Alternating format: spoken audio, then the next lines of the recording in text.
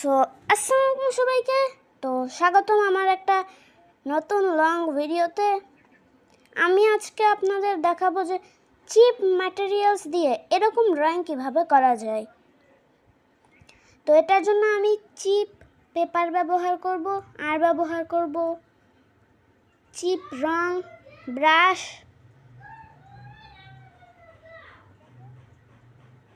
দেখেন কত chip paper,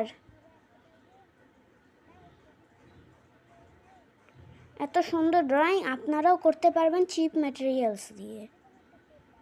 তো আমি আমার ড্রয়িং বুক ছিল অনেক আগে, একটা অনেক টাকা জমিয়ে কিনেছি, সেটারই একটা পেপার কেটে নিয়ে নিলাম।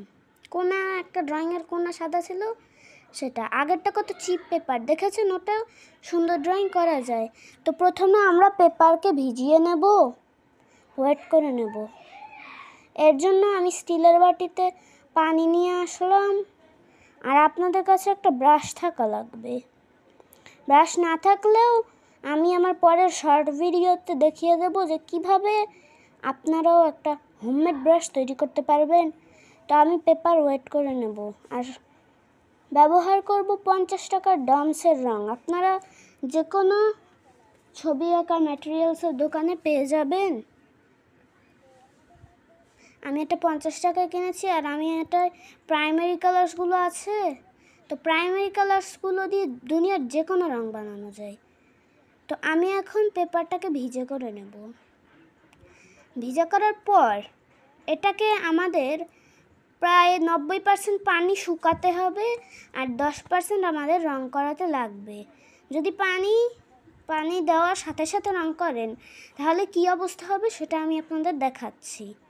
দেখেন আমি ভিজিয়ে নিলাম, সাথে সাথে এখন আমি রং দেব। দেখেন কি অবস্থা হয় পানিতে, দেখেছেন?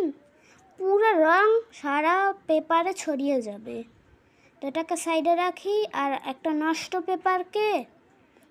পেপার দিয়ে ওইটার উপর চাপা দিলেই পানি পুরো 90% শুকিয়ে যাবে। পুরো শুকালে আমাদের ছবি আঁকা হবে না।